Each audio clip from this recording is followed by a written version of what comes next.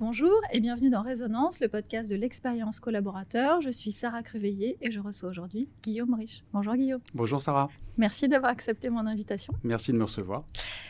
Tu es directeur général de Digital Virgo, un groupe de 800 collaborateurs présents dans 50 pays. Digital Virgo, c'est un acteur international de la monétisation digitale qui fonde son développement sur 3 piliers, le paiement mobile, le marketing digital, à la performance, et une organisation que tu appelles Glocal, capable de conjuguer la vision internationale et une adaptation locale grâce à 30 bureaux dans le monde. C'est ça. Tu es diplômé de l'université Paris-9 Dauphine. Tu te définis comme un intrapreneur. Tu vas peut-être nous en parler un petit peu plus tard. Tu as débuté il y a 30 ans comme stagiaire dans l'univers des télécoms et des médias avant d'évoluer vers des postes de direction générale. Ton parcours conduit entre France et international est marqué par 3 valeurs constantes, la loyauté, la légitimité et l'exigence. Tu es guidé par la curiosité et l'ouverture. Tu considères que ce sont avant tout les rencontres qui marquent une trajectoire et nourrissent l'envie d'avancer. En 2001, tu participes au lancement des premiers services de contenu mobile en France. Puis tu rejoins Digital Virgo en 2011 lors de l'acquisition de l'entreprise que tu dirigeais. 5 ans plus tard, tu prends la direction des opérations et tu deviens directeur général en 2019. C'est ça. Sacré parcours. Et tu cultives aussi ton équilibre à travers le sport, la littérature et le plaisir de partager autour de ta passion pour le vin et la gastronomie. Ce qui te motive au quotidien, c'est l'impact, l'humain et la transmission. Et tu mets toute ton énergie au service du collectif, convaincu que c'est en avançant ensemble que l'on construit durablement. C'est bien toi? Merci, c'est un bon résumé. Et en plus, j'ai appris que c'était ton premier podcast. Je me sens hyper fière. Merci beaucoup. Comment on se connaît? J'aime bien partager avec nos auditeurs. C'est Mathias Bolland qui est venu dans le podcast et qui a dit « J'aimerais beaucoup entendre ce que Guillaume a à dire sur l'expérience collaborateur. » Oui, effectivement, Mathias, c'est un ami depuis plus de 20 ans. Donc, on échange quasiment au quotidien. Alors, je suis plutôt quelqu'un de l'écrit en plus. Donc, effectivement, pour moi, c'est mon premier podcast. Et avec Mathias, on a une confiance réciproque très forte. Et donc, on a partagé énormément de choses au cours des dernières années. Et il t'a dit, tu peux y aller, donc en confiance. Absolument. Tu t'es dit, ça ne doit pas être un traquenard. Tout va bien. On a un rituel dans Résonance. Je t'invite à piocher une carte mystère. Allez. Allons-y. Si tu pouvais convaincre tout le monde de changer une chose dans son hygiène de vie, ce serait quoi? Alors, c'est compliqué pour moi de répondre à cette question parce que, et peut-être on en parlera par la suite, je pense qu'il faut que chacun trouve finalement ce qui lui correspond. Donc, je ne suis pas quelqu'un du tout dogmatique, donc j'ai envie d'imposer à peu près rien à qui que ce soit.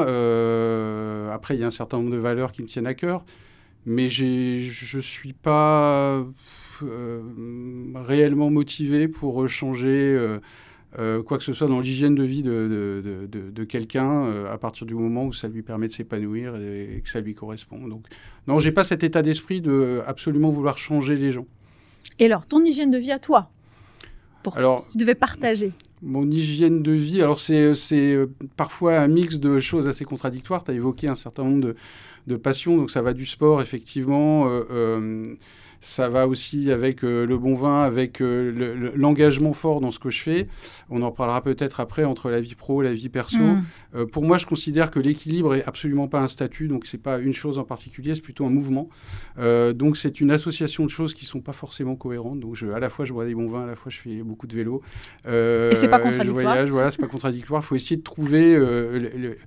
l'équilibre au milieu de toutes ces composantes parfois très différentes, mais c'est aussi ça qui m'anime et qui me motive, cette diversité, cette différence. Ta définition de l'expérience collaborateur? Alors l'expérience collaborateur, classiquement on pourrait dire que c'est les interactions qu'un collaborateur va avoir tout au long de son parcours dans l'entreprise, mais moi je voudrais peut-être essayer de définir une définition un peu plus personnelle qui, de mon point de vue, est la rencontre entre des envies et des opportunités. Donc, ce que j'entends par là, c'est qu'on n'est pas dans un processus unidirectionnel de l'entreprise vers le collaborateur qui soit dans une position de consommateur. Enfin, l'expérience collaborateur, c'est pas une expérience client, c'est pas une expérience consommateur. C'est vraiment ce que j'entends par là, un collaborateur qui soit acteur de sa propre évolution. Donc l'entreprise qui, en tout cas c'est ce que j'ai vécu et ce que j'essaye de proposer, qui puisse apporter des opportunités et le collaborateur des envies de faire des choses. Et donc, c'est cette définition que je retiens avant tout. Le groupe Digital Virgo, on a dit, c'est 800 collaborateurs à peu près, qui réalisent à peu près 430 millions d'euros. De stagiaire, je l'ai dit, à DG, un parcours au long cours, on va dire. Et tu es devenu DG d'une entreprise qui t'a racheté. Donc ça, c'est un peu... Et tu y es resté, ce qui est un peu rare, souvent, quand on est racheté.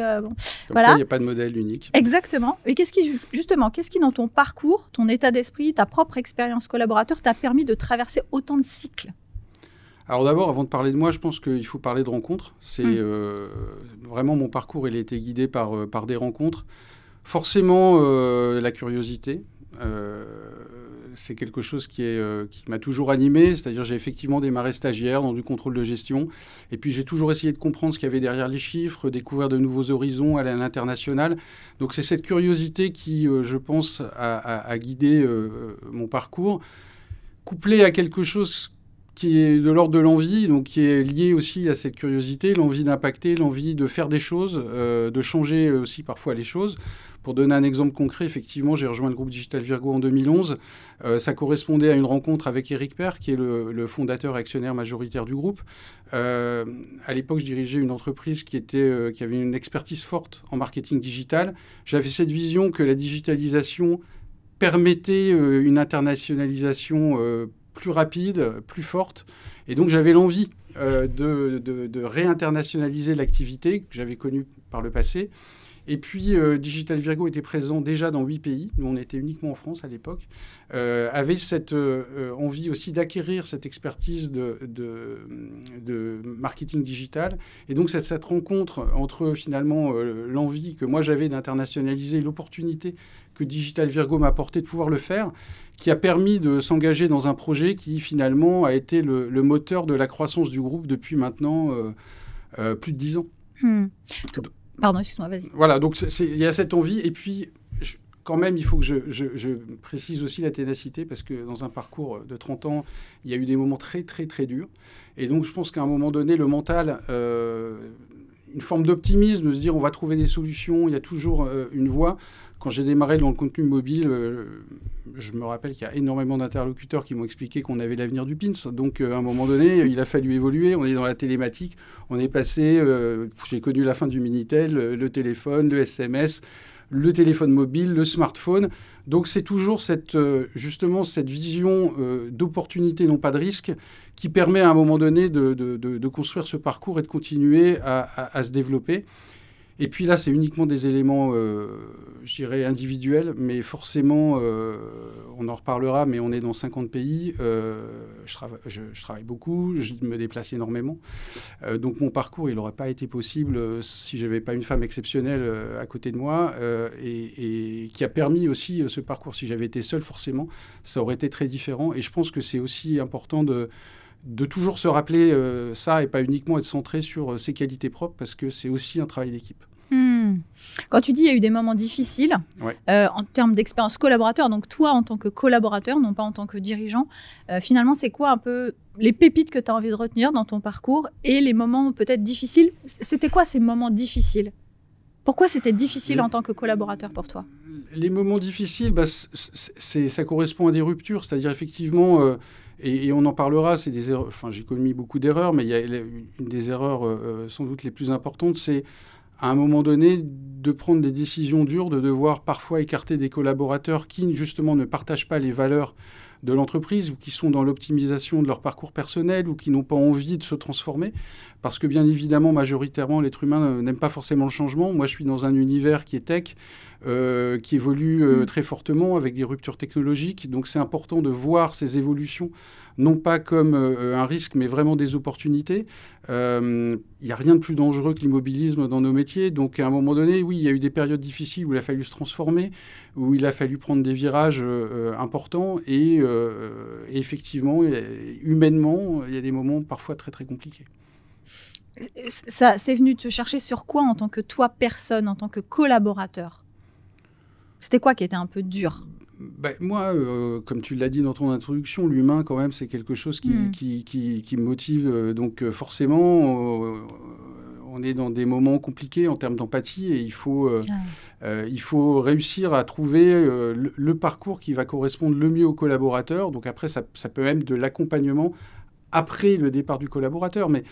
Mais effectivement, c'est là où c'était le plus compliqué. Après, le reste, on trouve des solutions. Ouais. Et ce parcours, est-ce que tu sais finalement ce qui t'a fait rester ? Au-delà de la ténacité dont tu as parlé. Oui, non, c'est curiosité, ténacité et envie. Quelque part, moi, je suis rentré, comme tu l'as dit, stagiaire, et je suis toujours curieux de me dire jusqu'où on va pouvoir porter ce groupe. Je suis aussi attaché aux collaborateurs. Enfin, j'ai certains collaborateurs qui sont avec moi depuis plus de 25 ans. Donc, on était à Paris, on suivit à Aix. Donc, forcément, il y a une forme de loyauté aux actionnaires, aux personnes qui nous donnent les moyens de faire tout ce qu'on fait au quotidien, mais aussi aux collaborateurs. Et dans les moments durs, de travailler avec des personnes qu'on apprécie, de se dire qu'on va pouvoir aller plus haut. J'ai démarré effectivement stagiaire, on faisait presque rien. Aujourd'hui, on va faire plus de 440 millions d'euros. On est présent dans 50 pays. Donc, c'est extrêmement exaltant de pouvoir partager et transmettre, aujourd'hui on en parlera sans doute aussi, cette envie, cette ambition. Je l'ai un petit peu dit, tu parles d'une organisation locale. Ça m'a frappé quand on en a parlé, avec une expertise à la fois globale sur les pays et puis locale, donc dans chaque pays. Il y a un siège en France, 30 pays aux cultures très différentes, tu vas peut-être nous en parler. Qu'est-ce qui rend ce vivre et travailler ensemble possible selon toi ? Et peut-être quelles erreurs, s'il y en a eu, t'ont permis d'ajuster le tir ? La clé, c'est vraiment l'humain, c'est les équipes au quotidien. C'est-à-dire qu'on a, pour que ça fonctionne, il faut qu'il y ait un socle de valeurs partagées. C'est des valeurs de solidarité, c'est des valeurs de respect, c'est des valeurs d'ouverture d'esprit. Aujourd'hui, effectivement, on travaille sur tous les continents avec des différences extrêmement fortes. On n'est pas dans un métier où on a des usines, où on a des machines, où on a des processus logistiques complexes. On est vraiment sur l'humain. Donc c'est ça, et c'est ces valeurs partagées, il y a une adhésion à un projet commun qui fait en sorte qu'on réussit. Parce que tu as parlé d'organisation locale, effectivement, c'est travailler comme une seule et même équipe, qu'on soit en France, au Sénégal, en Pologne, en Argentine. Et il y a quand même des écarts culturels forts, il y a des tempéraments différents, des cultures différentes. C'est ce qui apporte la richesse et aussi la complexité de cette mission. Et sur les erreurs, j'en ai parlé il y a quelques minutes, effectivement, ça a été justement de savoir écarter les personnes qui n'adhèrent pas au projet, qui ne partagent pas ses valeurs et qui, à un moment donné, ne se mettent pas au service du collectif, mais qui sont juste là pour optimiser un parcours personnel ou des ambitions qui leur sont propres. Ah, et tu dis que c'était une erreur parce que tu as tardé à à un moment donné, il faut savoir prendre des décisions un peu difficiles. On pense qu'on peut, ça rejoint aussi la question, on pense qu'on peut changer les gens, mais à un moment donné, pourquoi ? Pas forcément. Et les valeurs qui vous unissent dans ces différents pays, c'est une chose de les dire. Ensuite, comment on les fait vivre ? Parce que c'est pas le tout de dire en Pologne ou en Afrique, nos valeurs, c'est ça. Ensuite, comment ça se manifeste ? Comment on arrive à les faire vivre ? C'est un long travail. C'est pour ça que je me déplace beaucoup. C'est pour ça qu'à un moment donné, alors il y a plein d'outils, mais à un moment donné, ça passe par l'humain, ça passe par travailler ensemble. Donc après, on ne va pas rentrer dans des détails un peu comptables, mais effectivement, on a structuré et motivé les équipes autour de PNL communs, où les personnes sont incentivées sur des objectifs en commun. On aligne aussi les intérêts de tout le monde. Et puis après, ça passe par beaucoup de déplacements, que les gens se connaissent, que les gens s'apprécient. C'est travailler le vivre ensemble. Il y a énormément de workshops. Alors, on fait effectivement des webinars. On a du Teams, on a beaucoup de... Mais néanmoins, je pense que rien ne remplace à un moment donné le présentiel, que les équipes puissent travailler, se réunir et travaillent beaucoup mieux ensemble une fois qu'elles se connaissent. Donc c'est vraiment un travail dans la communication, dans le management au quotidien. Ça prend beaucoup de temps. C'est sûr que ce serait plus facile de tout gérer depuis un point central. Mais en même temps, c'est ce qui fait notre singularité, c'est ce qui fait notre force. Tu en as un petit peu parlé. Pour toi, manager, c'est pas une finalité en soi dans une carrière. Certains leaders, tu le dis, peuvent très bien avoir un binôme plus tourné vers l'humain, avec quelqu'un d'expert technique et puis quelqu'un, voilà. Donc, c'était intéressant cette idée de binôme. Je veux bien que tu nous en parles. En quoi cette vision finalement hybride, un petit peu du leadership, te semble plus juste ou peut-être plus adaptée aujourd'hui ou pour votre organisation ? Oui, alors moi je distingue effectivement le leadership du management. Pour moi, on peut être un très grand leader et pas forcément apprécier, manager au quotidien. Ce n'est pas forcément des fonctions qui vont de pair. Alors peut-être déjà que c'est quoi pour toi la différence pour que les auditeurs comprennent? Je vais essayer d'expliquer. Effectivement, pour moi, l'important, c'est d'avoir des équipes pluridisciplinaires qui soient capables de s'adapter et de constituer des équipes complémentaires. Donc c'est vraiment ça le mot-clé, c'est la complémentarité des équipes. On peut, alors je vais prendre un exemple, par exemple sur l'IT, on peut être un leader technologique, un leader technique, être directeur technique. En ce moment, on a beaucoup de sujets sur l'IA, GenAI, etc. On peut leader par l'expertise qu'on va pouvoir apporter sur ces nouvelles technologies, être un leader en termes de métier. Mais ensuite, l'IA devient assez rapidement un sujet RH et il faut... si ça n'est pas forcément une appétence de manager l'humain au quotidien, il faut avoir autour de soi des N-1, un ou plusieurs, qui vont ensuite transmettre cette connaissance, transmettre cette compétence. On parle de l'IT, mais on pourrait faire exactement la même analogie sur le marketing ou sur la partie commerciale. C'est vraiment constituer des équipes qui soient complémentaires, parce que finalement, le management, ça n'est, de mon point de vue, pas une fin en soi. C'est simplement... un moyen de pouvoir mener à bien un projet et faire en sorte qu'on arrive à atteindre les objectifs. Donc c'est vraiment ça le point clé. Après, il peut y avoir des leaders, managers, il peut y avoir des managers qui vont avoir un peu moins de leadership. Mais vraiment, pour moi, ce n'est pas forcément des choses qui vont ensemble. Tu as dit tout à l'heure, le sujet d'IA, finalement, c'est un sujet RH. Quand tu dis ça, pourquoi c'est un sujet RH ? Parce que je pense que l'IA aujourd'hui, c'est une évidence. Moi, je fais un peu l'analogie avec ce que j'ai pu connaître il y a un peu plus de 30 ans, quand on a vécu l'informatisation avec l'Internet qui arrivait. Et aujourd'hui, se dire qu'on va lutter contre ça ou ne pas adopter ces nouvelles technologies et ces outils, ce serait illusoire. Donc, une fois qu'on a dit ça, j'en parlais il y a quelques minutes, effectivement, l'être humain n'aime pas forcément le changement. Donc moi, mon rôle, c'est d'expliquer qu'effectivement, dans ces évolutions technologiques, il y a toujours deux façons de voir les choses. Soit on le voit sous l'angle du risque, soit on le voit sous le prisme de l'opportunité. Je pense qu'aujourd'hui, le plus grand danger pour nous, c'est l'immobilisme, à la fois... Enfin, quand je dis pour nous, c'est collectivement, mais aussi individuellement pour chacun des collaborateurs. Donc, c'est de savoir vaincre les peurs et de les accompagner. Donc, c'est pour ça que ça devient un sujet RH, parce que la technologie, elle est là. Nous, on a signé un contrat à OpenAI il y a 2 ans, on est en train de le déployer. Mais après, c'est se mettre à côté de chacun des collaborateurs. Et finalement, on a peur de ce qu'on ne connaît pas. Donc, c'est l'accompagner, l'aider à prendre en main ses outils, et puis le rendre acteur, finalement, de son évolution, et d'apprendre à les utiliser pour ensuite pouvoir à la fois évoluer à titre individuel et évoluer collectivement dans la performance de l'entreprise. Donc c'est vraiment ça l'enjeu pour moi, pour l'IA aujourd'hui, mais de façon plus générale sur l'ensemble des technologies.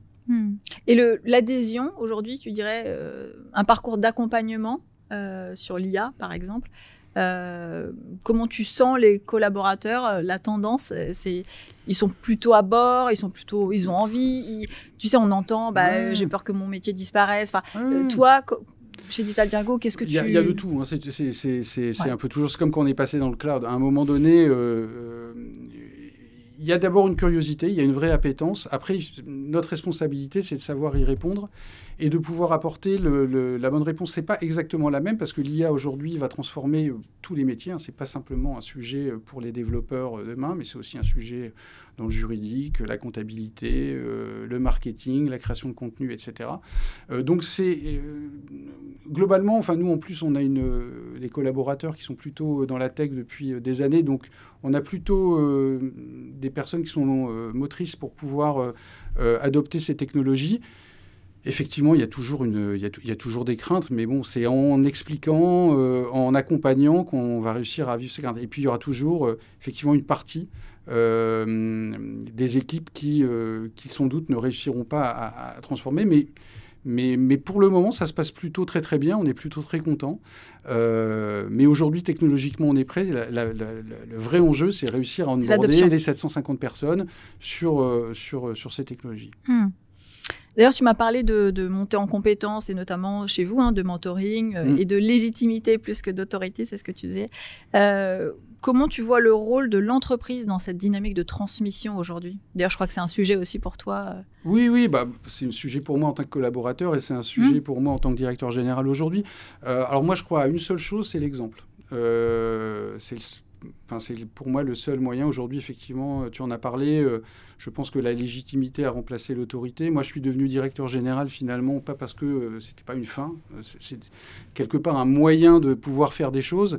Ça a été la suite logique d'un parcours où effectivement, tu l'as mentionné, j'ai démarré en tant que stagiaire et puis j'ai évolué sur plein de postes avant d'arriver directeur général. Mais, et je pense qu'aujourd'hui, il faut effectivement manager par l'exemple.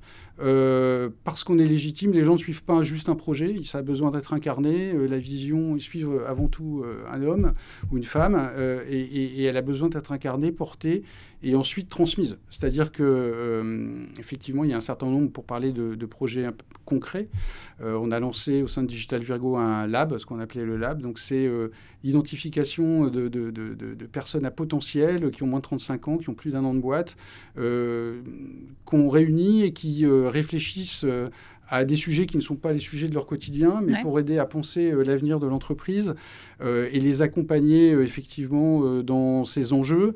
On fait un certain nombre d'actions, de webinars, etc., pour effectivement permettre à ces personnes d'évoluer. Donc moi, aujourd'hui, je suis DG, il faut effectivement préparer la suite et j'espère il faut travailler à avoir ce successeur dans quelques années et transmettre est aussi un élément hyper important. Et ce mentoring, donc après, ça peut prendre différentes formes, mais je pense que c'est important d'accompagner les plus jeunes et de leur faire prendre conscience un peu des enjeux et quel que soit leur âge, pas simplement dans des fonctions techniques ou autres. Moi, aujourd'hui, au départ, contrôleur de gestion, c'était pas tout tracé pour devenir directeur général. C'est parce que j'ai rencontré des gens, parce que j'ai pu m'ouvrir à d'autres univers, que j'ai pu évoluer. Et c'est ce qu'on essaye de faire au sein du groupe. Aujourd'hui, j'ai des directeurs généraux de filiales qui ont des profils très variés. Et c'est justement par leur curiosité, par leur envie, parce qu'on leur a donné l'opportunité de prendre un certain nombre de responsabilités qu'ils ont pu évoluer dans leur fonction et dans leur poste. Et ça se fait, on peut appeler ça mentoring, mais c'est vraiment comprendre les envies et les singularités de chacun pour pouvoir les faire évoluer. Quand on a parlé tout à l'heure de plus de légitimité que d'autorité, qu'est-ce que toi tu mets derrière ça? Derrière ce concept? Parce que ça avait l'air important quand on en a parlé. Oui, alors légitimité, à un moment donné, c'est fondé sur ce qu'on a fait. Et aujourd'hui, les jeunes, ils vous suivent d'autant plus qu'à un moment donné... ils vous reconnaissent et ils vous respectent dans la façon dont vous menez le business, dont vous leur donnez des inputs pour qu'eux puissent ensuite agir. Et une autorité qui serait juste décrétée et qui ne soit pas fondée sur une vraie réalité, c'est beaucoup plus compliqué quand même. Les gens n'ont pas du tout envie de vous suivre si, à un moment donné, ils considèrent que ce n'est pas forcément la bonne direction. Et après, c'est savoir s'entourer aussi de personnes meilleures que soi sur certains sujets et pouvoir justement créer cette équipe complémentaire et pluridisciplinaire qui permet à tout le monde d'adhérer au projet. C'est un tout qui est assez cohérent dans sa globalité. C'est ce que tu m'as dit en off tout à l'heure, justement que toi, tu cherchais à recruter des gens meilleurs que toi. C'est tout l'enjeu. À un moment donné, directeur général, on ne peut pas être expert dans tout. Donc effectivement, j'ai un directeur technique qui est hyper compétent, hyper innovant et qui permet de faire beaucoup de choses. J'ai un directeur financier aujourd'hui en qui j'ai une confiance totale et effectivement qui est brillant. Et tout le sujet, c'est de faire évoluer donc à travers le lab, à travers un certain nombre d'initiatives, de détecter des personnes à potentiel qui ont envie de progresser. Et j'espère qu'un jour, je pourrai transmettre le flambeau à un directeur général qui sera meilleur que moi et qui permettra de faire progresser l'entreprise encore plus vite et plus fortement qu'on le fait aujourd'hui. Donc oui, bien évidemment, c'est une évidence. On a parlé, tu en parles dans le lab, c'est plutôt des jeunes. Oui, bon, après, par rapport à nous.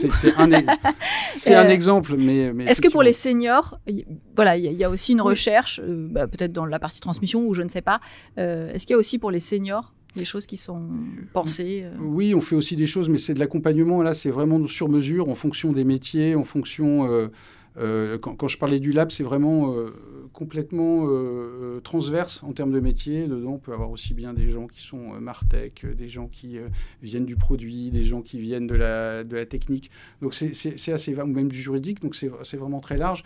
Après, l'accompagnement sur des personnes plus seniors qui ont déjà un métier, une expérience, je pense qu'il faut l'adapter et c'est plutôt du sur-mesure. Okay. Donc, on parlait de l'IA. Effectivement, c'est du sur-mesure, qu'on soit sur le service client, qu'on soit sur les contenus. Donc, c'est un accompagnement qui se fait différemment et plutôt sur de la transformation des métiers. Ouais. Et tu sais comment sont identifiés, je pense, je rebondis sur le lab, tu sais comment ils sont identifiés ? Ça, c'est via les managers. Okay. Voilà, y a pas, après, on est une entreprise, c'est assez agile, hein, donc il n'y a pas un process. Et du reste, c'est une expérience qu'on mène maintenant depuis 2 ans, donc c'est assez récent. Okay. Elle va sans doute évoluer et sans doute est-elle perfectible. Donc, c'est quelque chose qui est ongoing. Okay. Qui est en cours, quoi. Tu m'as évoqué un projet RSE autour de l'éducation. Oui. C'est une cause qui te tient particulièrement à cœur, d'après ce que j'ai compris. Pourquoi ce sujet ? Pourquoi il s'incarne ? Et comment il s'incarne dans votre culture d'entreprise, peut-être ? Alors oui, pour moi, l'éducation, c'est un des sujets majeurs, dans l'entreprise, mais pas que. Hein. Je pense qu'au niveau sociétal en général, c'est d'autant plus un sujet important qu'on vit une période qui est dans l'hyper-digitalisation. Et en plus, nous, on a une boîte tech digitale. Donc, de mon point de vue, plus il y aura de digital, plus la société va se digitaliser, plus l'humain sera important. J'ai parlé donc des valeurs de l'entreprise. Aujourd'hui, les mots ont un sens et de mon point de vue, quand on parle de groupe, quand on parle de société, forcément, on doit se poser la question de qu'est-ce que ça veut dire faire société. C'est une question qui est apparue chez nous de façon très prégnante pendant le Covid, mais qui, du coup, aujourd'hui est hyper importante parce que faire travailler des gens ensemble, on en parlait, qui ont de cultures très différentes, dans des environnements parfois très divers, ça nécessite donc cette capacité à appréhender cette complexité, cette capacité à s'adapter, une capacité aussi à respecter les différentes cultures, avoir une forme de solidarité, d'ouverture d'esprit. Et ça a trait aussi, de mon point de vue, à l'éducation. Alors effectivement, qu'est-ce qu'on fait ? Parce que tout ça, on le met en place au quotidien, mais on a aussi voulu prendre des initiatives et on sponsorise à travers un programme qui s'appelle Positive Impact 10 initiatives, 10 écoles dans 10 pays dans le monde, de façon très concrète, sur des critères. Alors bien sûr, on les soutient financièrement, mais pas que. La sélection se fait aussi sur l'engagement des équipes de Digital Virgo dans ces écoles et dans ces associations. Donc il faut qu'il y ait un vrai engagement des collaborateurs. Ça fait partie encore dans cette logique de cohérence, d'adhésion au projet, d'adhésion aux valeurs de l'entreprise. Pour donner un exemple très précis, en France, on soutient le cours aux ANAM, qui est l'école de la première chance, parce que je pense que vraiment tout se joue très très jeune. On parle d'enfants parfois effectivement, qui ont moins de 10 ans, parce que des choses aussi simples que dire bonjour, merci, au revoir, désolé, j'ai tort. Aujourd'hui, je me rends compte que c'est plus une évidence. Et je pense que tout commence même pour là. Les adultes, on est d'accord. Même pour les adultes, bien sûr. Donc, aujourd'hui, tout part de là, et après, le reste va suivre. Donc, ça permet ce type d'initiative, et je pense qu'on va accélérer aussi dans ce programme au cours des prochains mois et des prochaines années, de pouvoir... ça participe, en fait, de l'onboarding des clients, des collaborateurs, sur ces projets. Tu m'as dit que tu avais fait un déjeuner avec des jeunes enfants de moins de 10 ans. Qu'est-ce qui t'a le plus frappé ou touché ? Non, alors déjà, quand on parle de ça, effectivement, si je parle de l'implication des collaborateurs, bien évidemment, je me l'applique à moi-même, hein, ça rejoint l'exemplarité. Donc effectivement, avant de proposer ce projet, je suis allé dans la cour de récréation, déjeuner avec des jeunes de 7-8 ans, et que je vous voyais, qui me vous voyez, qui avait un cadre finalement assez strict, et avec un énorme respect, un cadre important, des valeurs qui étaient de mon point de vue, essentiel. Et donc oui, ça m'a beaucoup motivé parce que je pense qu'aujourd'hui, on a vraiment besoin de ça et de remettre l'humain, enfin voilà, un échange comme ça à bâton rompu. Alors effectivement, il a fallu avoir un peu de souplesse parce que je sortais d'une réunion de direction et donc d'enchaîner comme ça. Mais en même temps, je trouve ça hyper intéressant. Et de pouvoir faire vivre ça ensuite aux collaborateurs, et d'ailleurs, on va recevoir ces enfants dans les bureaux Aix-en-Provence d'ici quelques semaines. Je pense que c'est très important parce qu'on n'est pas juste là. Enfin, bien sûr, il faut créer de la valeur, il faut gagner de l'argent, mais si on peut aussi délivrer un message sur des valeurs, les appliquer et en faire la clé du succès de nos entreprises, ça amène un supplément d'âme et c'est aussi quelque chose qui personnellement me motive. Tu peux nous dire en termes d'engagement des collaborateurs dans ces associations, à quoi ça ressemble? Quel est le temps peut-être imparti sur ces sujets? Et puis, à quoi ça ressemble cet engagement? Alors l'engagement, ils sont allés passer une journée donc, avec les enfants donc à Marseille. Après, au Brésil, je sais qu'ils ont participé à des ateliers parce qu'on a amené du matériel pour des écoles d'enfants défavorisés à São Paulo. Et donc c'est du temps en fait passé. Ça peut prendre différentes formes. Ça peut être financer des fournitures scolaires. Ça peut être effectivement accompagner les enfants, faire des retours d'expérience, expliquer les métiers, qu'est-ce qu'on fait. Donc les ouvrir sur des univers qui leur sont forcément totalement inconnus. Et puis en même temps, pour les collaborateurs, je pense que c'est hyper riche de pouvoir aussi constater toutes ces initiatives qui sont prises au niveau éducatif sur des programmes qui sont complètement alignés avec les valeurs qu'on essaye de défendre dans nos entreprises. Donc c'est un projet récent qui a à peu près 2 ans. Oui. Tu as déjà des retours d'expérience de collaborateurs qu'est-ce que ça leur... Quand ils vivent ça, Ça n'a pas été formalisé. J'ai des retours plutôt très positifs. Effectivement, on a lancé ça il y a 2 ans. Donc il y a eu une phase où on a sélectionné des projets, où on essayait de faire les choses de façon vraiment structurée parce qu'on a eu beaucoup de demandes qui sont remontées de nos 30 bureaux partout. Donc, on a sélectionné 10 programmes. Ces programmes ont été lancés en début d'année 2025. Donc, les actions sont en train d'être déroulées. Donc, en mai, effectivement, c'est rendu dans Cours-aux-Anames à Marseille. Les enfants vont venir dans les bureaux en octobre. Donc, oui, on a des retours pour le moment qui sont assez informels de la part des équipes. On va essayer de structurer tout ça pour essayer de monter en puissance en 2026 et puis d'aller beaucoup plus loin au cours des prochaines années. Mais de même qu'on a des études Happy at Work sur les collaborateurs pour savoir ce qu'on doit travailler, là, on n'a pas encore une restitution réellement cadrée sur ces initiatives. Donc, pour le moment, on est en cours, on lance, on met l'énergie et puis on verra ensuite comment on peut aller plus loin, comment réorienter, comment adapter. Ces enquêtes, d'ailleurs, Happy at Work, c'est à quelle fréquence? Annuelle. Et quels sont finalement vos points forts? Qu'est-ce qui fait qu'il fait bon travailler chez Digital Virgo? Et quels sont peut-être les points sur lesquels peut-être vous êtes en cours d'amélioration ou en réflexion d'amélioration? Alors, les points forts, c'est, je pense, la capacité, l'autonomie qu'ont les collaborateurs à faire des choses. C'est-à-dire à agir, à pouvoir concrètement... mener à bien des actions, c'est-à-dire qu'on est un groupe, effectivement, 750 personnes, mais assez agile, où on donne beaucoup d'autonomie aux collaborateurs pour prendre des décisions et puis avoir de l'impact. On n'est pas dans des process de décisions qui prennent des semaines ou des mois, donc ça peut aller assez vite, et je pense que cette autonomie est appréciée un peu partout. Le corollaire de ça, effectivement, les limites qu'on peut rencontrer, c'est parfois un flou organisationnel, mais après, c'est trouver le juste milieu entre faire de l'industriel, parce que quand même, il y a du volume, mais en même temps, on est local, donc on doit adapter partout.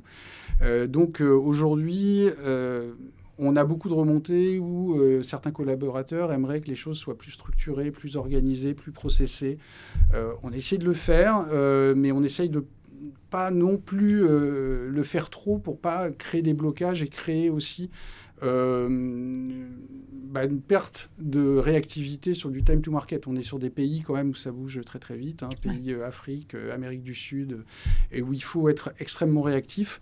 On n'est pas dans de la distribution d'un produit SaaS, on est sur quelque chose de un peu hétérogène, complexe, dans lequel on doit s'adapter. Donc voilà, il y a parfois effectivement une frustration sur ce flou organisationnel qui en plus et n'arrête pas d'évoluer. Enfin, on a lancé 10 nouveaux pays l'année dernière. Donc, et vous êtes sur des technos qui bougent sans arrêt aussi. Exactement. Donc, ça peut créer effectivement de la frustration et un certain nombre de collaborateurs aimeraient être dans un cadre un peu plus précis, un peu plus confortable, parce que parfois, effectivement, il y en a un peu de partout.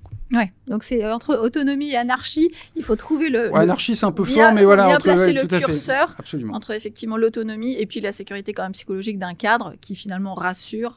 Et c'est pas facile de répondre aux besoins de tout le monde. Je comprends. Tu m'as parlé de cette rigueur que tu t'imposes et tu en as un petit peu parlé, de rentrer chez toi tous les week-ends lors de tes déplacements, parce que tu le dis, tu voyages beaucoup dans des pays assez lointains.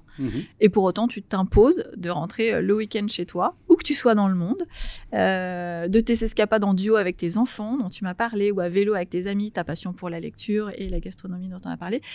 J'y ai vu quand tu m'en as parlé, parce que je comprends que tu travailles beaucoup et tu l'as dit, j'y vois une manière de prendre soin de l'équilibre entre ton job et ta vie perso. Comment, chez Digital Virgo, vous arrivez à sensibiliser les collaborateurs à ce sujet, à cet équilibre ? Alors effectivement, enfin, on en a parlé, j'ai démarré stagiaire et ça fait 30 ans, j'évolue, donc clairement, on fait un marathon, on n'est pas là pour... donc effectivement, c'est un point qui est important de prendre en compte.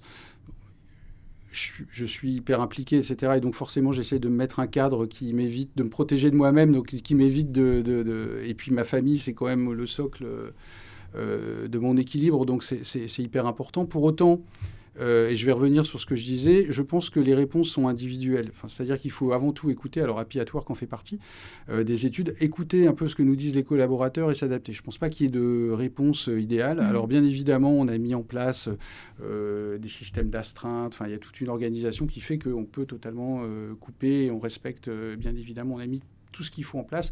En ce qui me concerne, j'ai énormément de mal à distinguer vie pro, vie perso, parce que pour moi, j'ai ma vie. C'est une vie. Après, voilà. Et puis, j'ai essayé de couper 48 heures et ma famille m'a tout de suite dit non.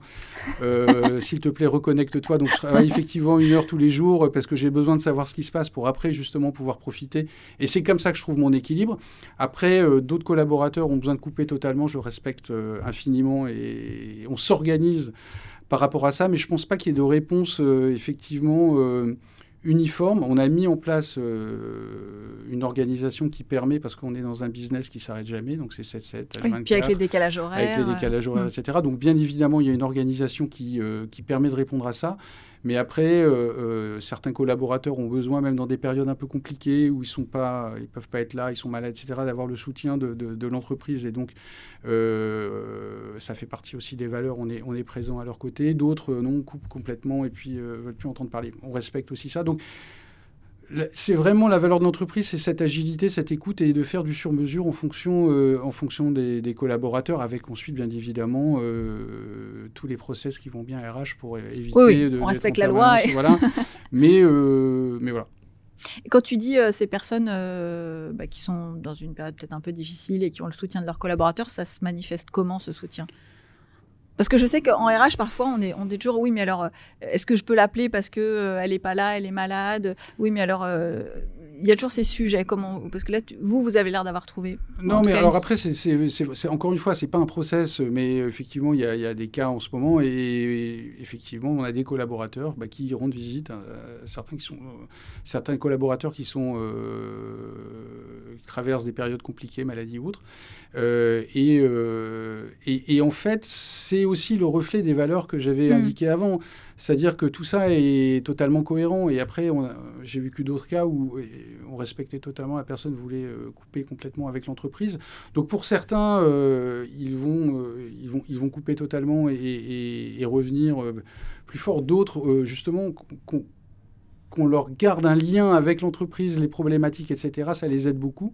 Ça leur change un peu les idées, peut-être. Voilà, exactement, et d'avoir un lien avec les collaborateurs. Donc, voilà, on fait vraiment du sur-mesure par rapport à ça, toujours dans cette logique cohérence de ce qui fait la force du groupe et qui sont ces valeurs de solidarité, d'ouverture d'esprit. Voilà. Parce que ça s'organise de manière organique ?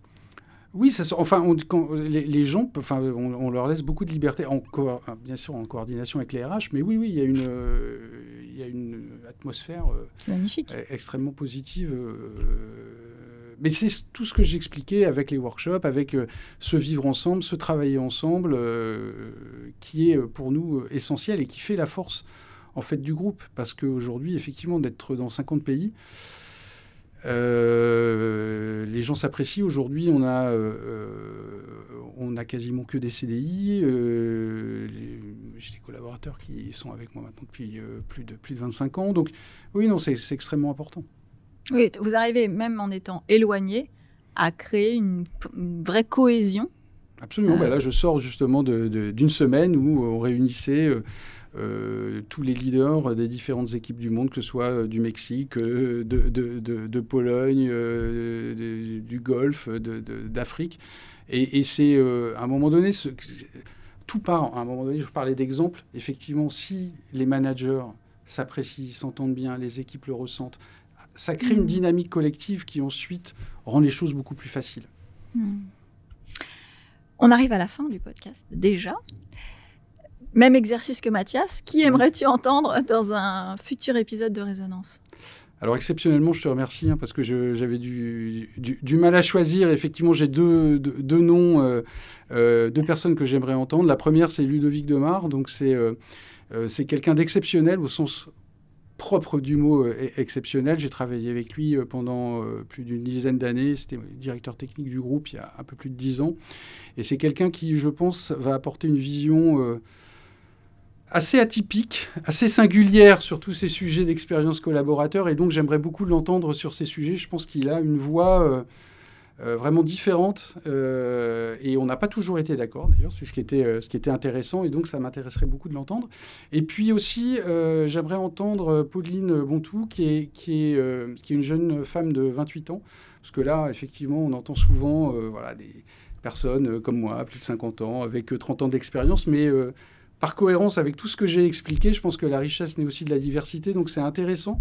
Il me semble d'avoir aussi le regard d'une personne qui démarre son expérience collaborateur et d'avoir un éclairage, parce que souvent, on met tous les jeunes en disant, voilà, la Gen Z, la Gen... Voilà. Bon, moi, personnellement, j'ai une vision un petit peu plus mesurée de ces généralités. Et je pense que ce serait intéressant, justement, d'avoir la vision d'une jeune femme talentueuse et qui a un parcours aussi, déjà à 28 ans, un peu atypique et intéressant. Habituellement, je ne rebondis pas, mais là, je vais rebondir. La Gen Z, pourquoi tu dis que toi, Non, mais parce que souvent, on donne des généralités. Moi, la réalité, c'est que je vois une jeunesse aujourd'hui. Alors, en plus, on est international, donc c'est très compliqué de faire des généralités quand on parle de collaborateurs au Maroc, en Argentine, en Pologne, en Italie, en France. Moi, je vois des jeunes qui ont envie, qui sont hyper impliqués, qui ont envie de faire des choses. Donc, souvent, on les décrit comme pas engagés. Je peux comprendre. Il y a à un moment donné, il faut faire des... Mais la réalité de ce que je vis au quotidien, elle est très loin de ça. Donc effectivement, c'est important pour moi de le dire parce que on a mis le lab en place. Enfin, moi, je vois une jeunesse vraiment avec énormément de qualité. Après, ce sera un autre sujet sur la valeur travail, etc., la rémunération. Mais globalement, dans l'état d'esprit... Toi, tu as plutôt envie de faire avec. J'ai envie de faire avec. Je vais tout faire pour que, justement, ils aient des opportunités, leur apporter des opportunités. Et dès qu'on détecte quelqu'un qui a envie de faire des choses, leur donner les moyens de pouvoir impacter, de pouvoir participer à cette aventure collective et amener ce dynamisme dont on a besoin. Et amener du positif, de l'envie, de l'énergie, quoi. Parce qu'on a... Enfin, quand on voyage, souvent, quand on rentre un peu, on a un peu cette frustration de dire... En France. Voilà, il faut... Ouais. Non, il y a énormément de choses à faire, il y a énormément d'opportunités et je pense qu'il y a beaucoup de talent. On va terminer sur ces jolis mots d'optimisme. En tout cas, merci Guillaume d'être venu dans Résonance. Sarah. Merci à tous de nous avoir suivis. Je recevais aujourd'hui Guillaume Briche et je vous donne rendez-vous pour un prochain épisode. À bientôt.